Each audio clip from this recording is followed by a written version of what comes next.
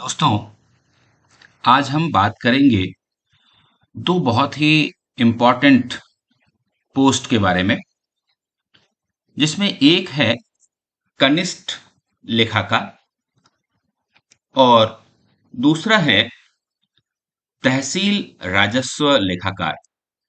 अंग्रेजी में इनको जूनियर अकाउंटेंट या रेवेन्यू अकाउंटेंट बोलते हैं।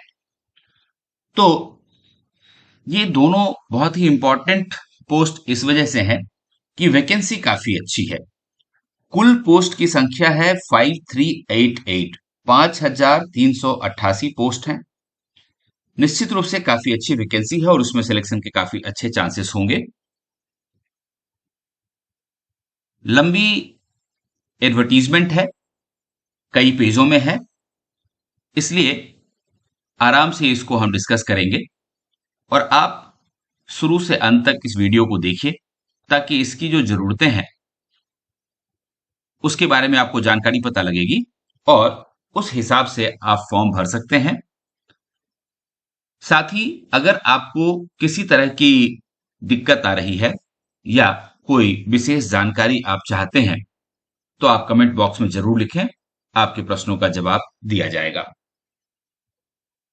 देखिए, कनिष्ठ लेखाकार की जो कुल पद है वो 4911 है और ये गैर अनुसूचित क्षेत्र में है, जिसमें कि जनरल कैटेगरी के लिए 1242, जनरल विमेन के लिए 355, विधवा के लिए 141, प्रत्यक्ता के लिए 35।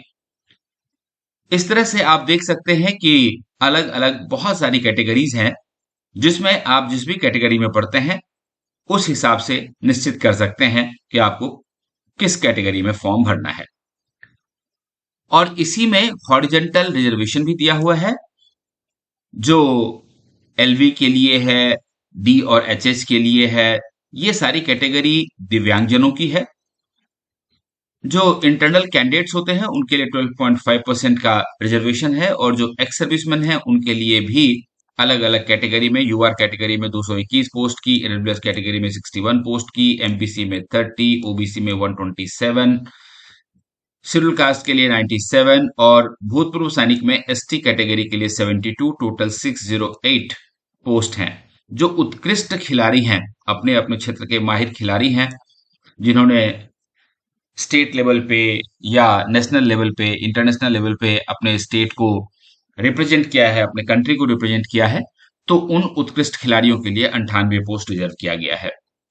इस 4911 पोस्ट के अलावा आप ये देखिए, यहाँ पर अनुसूचित क्षेत्र में ये एरिया की बात हो रही है, 279 पोस्ट है, जिसमें कि सामान्य के 99, सामान्य महिला के 29 और विधवाओं के लिए 11 और प्रत्यक्ताओं के लिए 2 सीट। ऐसी हिसाब से अन्य क्षेत्र में भी सीटें, अनुसूचित क्षेत्र में कुल 279 सीटें हैं। इनमें भी हॉरिजेंटल रिजर्वेशन है और ये रिजर्वेशन आप यहाँ देख सकते हैं आराम से। दोस्तों, आपको इसकी पीडीएफ चाहिए तो हमारे डिस्क्रिप्शन बॉक्स के सबसे ऊपर देखिए, आपको हमारे टेलीग्राम ग्रुप का लिंक मिलेगा। उस लिंक पर क्लिक करिए और टेलीग्राम ग्रुप का मेंबर बन जाइए। वहां इसके साथ साथ इससे पहले जितने भी इंपॉर्टेंट वैकेंसीज आई हैं उनका पीडीएफ डला हुआ है, आप वहां से देख सकते हैं और आराम से आप वहीं से लिंक खोलकर फॉर्म भी भर सकते हैं। इसके अलावा तहसील राजस्व लेखाकार यानी कि रेवेन्यू, तहसील लेवल पे जो रेवेन्यू अकाउंटेंट होते हैं उनका पद है और इसकी कुल संख्या आप देखिए 170 यहाँ दिया हुआ है और हॉरिजेंटल रिजर्वेशन भी है यहाँ। ये देखिए, हॉरिजेंटल रिजर्वेशन ये दिया हुआ है, इसको आराम से आप अपने समय के हिसाब से पढ़ सकते हैं। और अनुसूचित स्तर में कुल 28 सीटें हैं यहाँ पे, जिसमें कि अलग अलग जो डिवीजन है वो यहाँ आपके सामने है। इसके साथ ही इन पोस्टों पे, यानी कि ये जो 170 पोस्ट थे और उसके साथ जो 28 पोस्ट ये हैं, तो इनको यहाँ हॉरिजेंटल जो रिजर्वेशन दिया हुआ है वो भी लिखा हुआ है। तो ये कुल पोस्टों की संख्या होगी, तो कुल पोस्ट हो गए आपका 5388 पोस्ट। और ये जो वैकेंसी है, आप देख सकते हैं कि ये वैकेंसी आई हुई है ये मैं उत्कृष्ट खिलाड़ियों की बात कर रहा था। ये कैटेगरी आप देख सकते हैं कि यदि आपने ओलंपिक गेम्स खेला है या एशियन गेम्स खेला है या साउथ एशियन गेम्स खेला है, Commonwealth games, world cup, Asian championship में भाग लिया है, तो उस हिसाब से आपको रिजर्वेशन मिलता है यहाँ पर। ये कैटेगरीज की बात है, तो वो आप आराम से देख सकते हैं। मैं आपको सीधे सीधे बता देता हूं कि ये राजस्थान कर्मचारी चयन बोर्ड जयपुर की तरफ से, ये देखिए 20/6/2023 को ये बहुत ही लेटेस्ट वैकेंसी है। कनिष्ठ लेखाकार और तहसील राजस्व लेखाकार संयुक्त सीधी भर्ती 2023 के लिए ये वैकेंसी आई हुई है। और जैसा कि मैंने आपको बताया था कि कनिष्ठ लेखाकार के लिए 5190 और तहसील राजस्व लेखाकार के लिए 198 पोस्ट है। तो कुल 5388 पोस्ट है। अब यहाँ जो फॉर्म भरा जाएगा वो सीधे ऑनलाइन एप्लीकेशन फॉर्म भरा जाएगा, जिसके लिए आपको ये ऑनलाइन पोर्टल दिया हुआ है। ये देखिए rsm/sb.rajasthan.gov.in, या फिर दूसरा भी यहाँ पर मैं ये रिक्रूटमेंट, ये खोल करके ये वेबसाइट खोलिए, उसके ऊपर रिक्रूटमेंट एडवर्टीजमेंट सेक्शन में जाइए। वहां पर मैं आपको एक अप्लाई ऑनलाइन लिंक मिलेगा, वहां पर मैं क्लिक करिए और सीधे अपना रजिस्ट्रेशन कराइए और फॉर्म भरना शुरू करिए। अब देखिए, अगर कोई दिक्कत हो आपको फॉर्म भरने में या किस तरह का मदद चाहिए, तो ये फोन नंबर दिया हुआ है, इस फोन नंबर पे आप संपर्क कर सकते हैं। ये दो फोन नंबर यहाँ दिए हुए हैं और यहाँ दो ईमेल भी दिया हुआ है। तो इस ईमेल आईडी पर में आपकी कोई समस्या है तो आप पूछ करके अपनी समस्या का समाधान कर सकते हैं। अब बात करते हैं रजिस्ट्रेशन फी की, पंजीयन शुल्क जिसको कहते हैं। तो ये देखिए, सामान्य वर्ग जनरल कैटेगरी और क्रीमी लेयर के जो ओबीसी होते हैं या अति पिछड़ा वर्ग के जो क्रीमी लेयर के लोग होते हैं, उनके लिए 600 रुपए की फीस रखी गई है। और बाकी जो दूसरे लोग हैं, जैसे राजस्थान के जो नॉन क्रीमी लेयर के अन्य पिछड़ा वर्ग है या अति पिछड़ा वर्ग है, तो उनके लिए, और जितने भी दिव्यांग आवेदक होंगे उन सब के लिए 400 रुपए की फीस रखी गई है।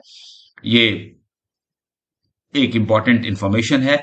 पोस्टों की संख्या मैंने बता दी। अब मैं आपको एक बहुत ही इंपॉर्टेंट इंफॉर्मेशन दे दूं कि ये जो फॉर्म है, इसके लिए ये देखिए, राष्ट्रीयता, या तो आप भारत के नागरिक हो या नेपाल के नागरिक हो या फिर आप भूटान के हो, तब भी आप फॉर्म भर सकते हैं। आपका चरित्र अच्छा होना चाहिए, आपका स्वास्थ्य अच्छा होना चाहिए, क्योंकि सरकारी नौकरी में निश्चित रूप से एक मेडिकल तो होता ही है। और ये देखिए, आवेदन और पंजीयन शुल्क जमा कराने की और ऑनलाइन आवेदन पत्र जमा कराने की जो पीरियड है, वो ये वाला है। देखिए,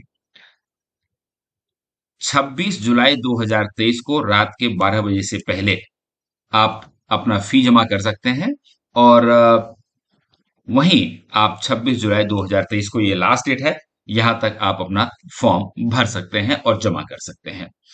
इसके पे की बात करें तो ये देखिए, इन्होंने लिखा हुआ है कि पे मैट्रिक्स जो है वो लेवल 10 का होगा, यानी कि बहुत अच्छी सैलरी होगी और 2 साल का प्रोबेशन पीरियड होगा। साथ ही आपको ये जो कह रहे हैं कि नए पेंशन और नियुक्त होने वाले कर्मचारियों को राज्य सरकार द्वारा जो पेंशन योजना होगी उसके अनुसार आपको रिटायरमेंट के बाद पेंशन भी दिया जाएगा।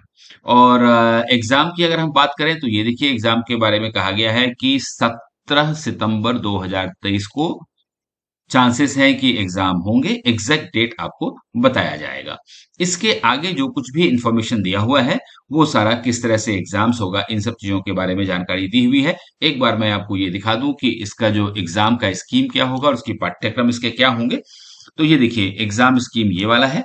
हिंदी 75 अंक का होगा, अंग्रेजी 75, सामान्य ज्ञान जीके 75 मार्क्स का होगा, जनरल साइंस 75 मार्क्स का होगा, मैथ 75 मार्क्स का होगा, कंप्यूटर 75 मार्क्स का होगा। और कुल 450 मार्क्स होंगे और इसमें जो है कुल 150 क्वेश्चन पूछे जाएंगे और ये 2.5 घंटे का पेपर होगा। तो ये इसका एग्जाम है। और अब आपको मैं ये बता दूं कि इसका जो क्वालिफिकेशन इन्होंने बताया है कि इस एग्जाम के लिए क्वालिफिकेशन आपकी क्या होनी चाहिए, तो अब उसकी चर्चा कर लेते हैं एक बार। ये देखिए, पात्रता और शैक्षणिक योग्यता की बात कर रहा है यहाँ पे।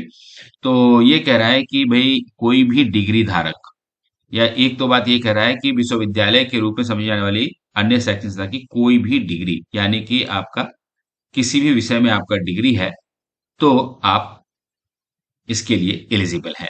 यदि आपके पास डिग्री नहीं है तो दूसरे भी दिए हुए हैं, बहुत सारे क्वालिफिकेशंस दिए हुए हैं। देखिए, जैसे संकर्म लेखाकार संस्थान कलकत्ता से यदि इंटरमीडिएट पास हैं, भारतीय चार्टर्ड अकाउंटेंट संस्थान से यदि आप इंटरमीडिएट पास हैं, या फिर भारत सरकार की जो इलेक्ट्रॉनिक्स विभाग है वहां से NIELIT अगर आपने किया हुआ है, जिसमें कि आपने ओ या उससे ऊपर लेवल का प्रमाण पत्र लिया हुआ हो, तब भी आप एलिजिबल हैं। इसके साथ ही यदि आपने कंप्यूटर में या कंप्यूटर एप्लीकेशन में या IT में डिग्री या डिप्लोमा किया है, तब भी आपको इस बार इसका फायदा मिलेगा। या फिर अगर आपने किसी पॉलिटेक्निक से आपने डिप्लोमा किया हो, आइदर कंप्यूटर्स में या फिर इलेक्ट्रॉनिक्स में या फिर IT में, तब भी आप एलिजिबल हैं। तो इस तरीके से कई सारी डिग्रीज दी हुई हैं। आपकी जो भी डिग्री हो अच्छी तरह से इसे देख लें, समझ लें और इसी हिसाब से अपने फॉर्म को भर लें। यदि आपको लगता है कि ये जो सूचना आपको दी जा रही है ये इंपॉर्टेंट है, तो निश्चित रूप से इस चैनल को सब्सक्राइब कर लीजिए, क्योंकि सरकारी क्षेत्र की जो भी नौकरी आएगी उसकी सूचना आपको सबसे पहले दी जाएगी। इसे आप लाइक भी जरूर कर लें और अपने दोस्तों के साथ शेयर भी कर लें। हो सकता है आपकी शेयरिंग से किसी को नौकरी मिल जाए और आपको दुआएं मिल जाएं। All the best.